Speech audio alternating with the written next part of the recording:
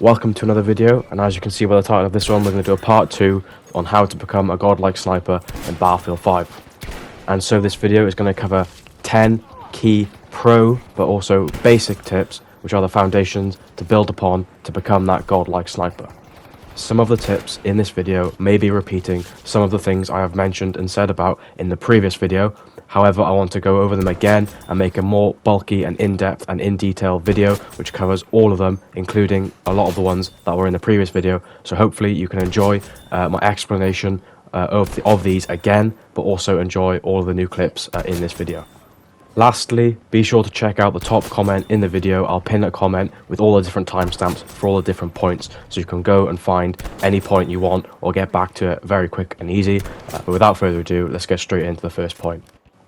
Now, these points are in no particular order. However, the first one we're going to talk about is leaning, and this is something I've talked about and emphasized massively in the first video. Every time you aim in, you want to try and lean either left or right, depending on what cover you're behind, or even if you're out in the open, because especially if you're counter sniping someone, then it makes you a much harder target to hit. Like you saw there, that guy most likely was aiming for my head, but he hit the body shot instead because I probably leaned out the way, and therefore I managed to stay alive and get the kill. And this is secondly also very important to do, because you'll know when you're moving around with the gun, the crosshairs becomes fuzzy, and therefore to be the most accurate with the gun, you need to be standing still. Leaning doesn't really make the reticle or the scope that fuzzy, and so it allows you to keep movement left and right while also maintaining high visibility and accuracy with the scope. So this is something you must learn and must do. Now, the second point links directly into the first one, and that is the principle of always staying on the move or never standing still. This applies to any first-person shooter game you play, and you will obviously know it by now.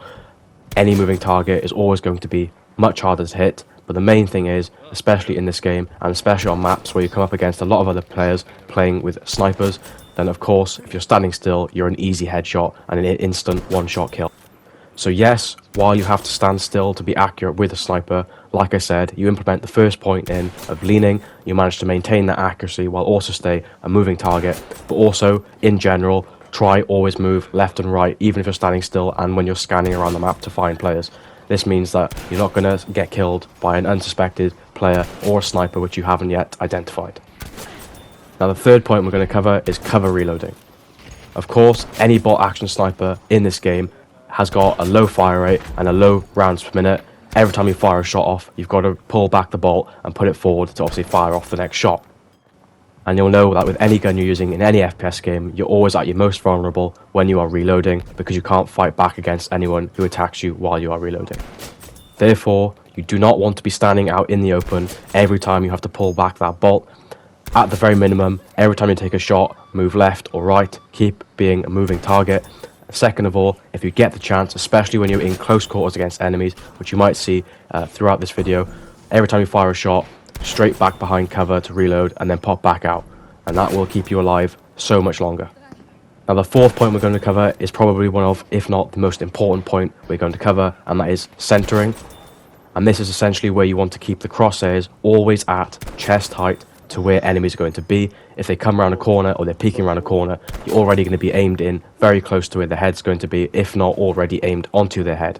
But not only that, what I mean when I say centering, or within the terms of using it within the scout class and with a sniper, every time you aim in, you want to be trying to aim as close to the center of the enemy's head as possible.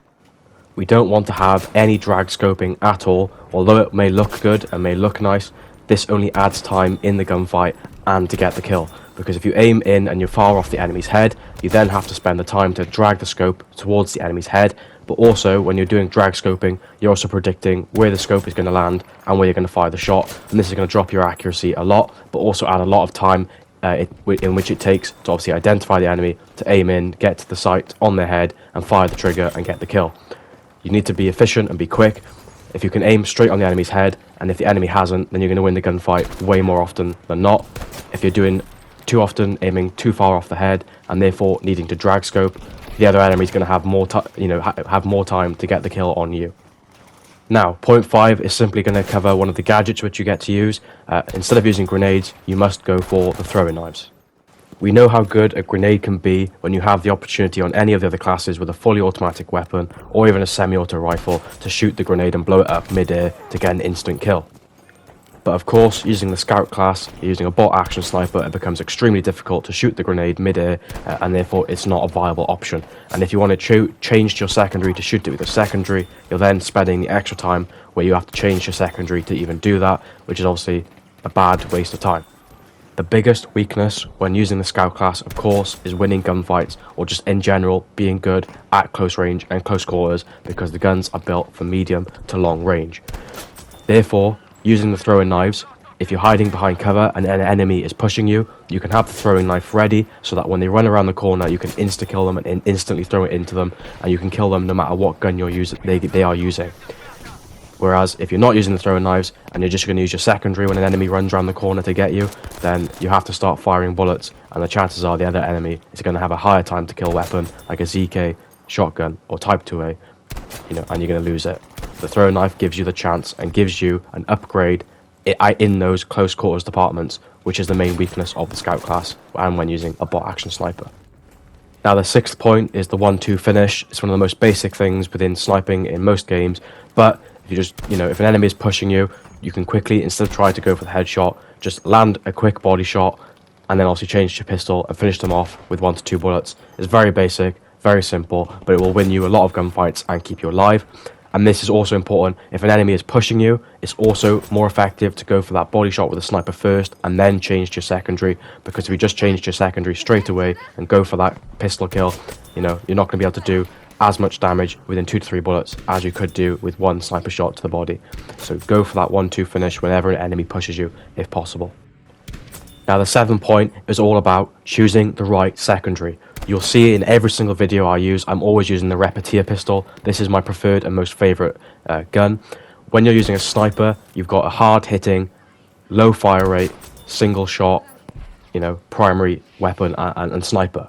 Your secondary, if you're going to use a revolver, is also going to be a hard hitting, slow fire rate weapon.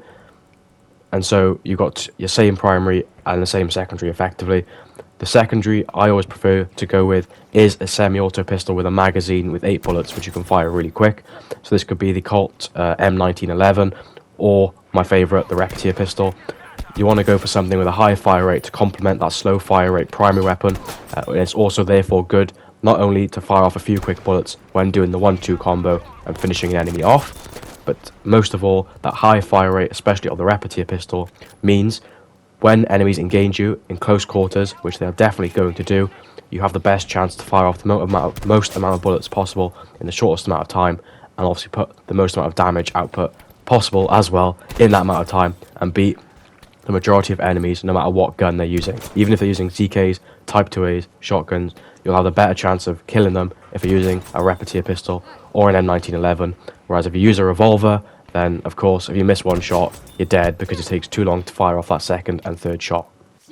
And if you want to use any of the revolvers for long range headshots, well, what's the point, because you've got a sniper in the first place as your primary weapon to go for those headshots. So make sure you use a fast fire rate secondary pistol to complement you, and make sure you've got backup at close range, because that is the key weakness of the scout class.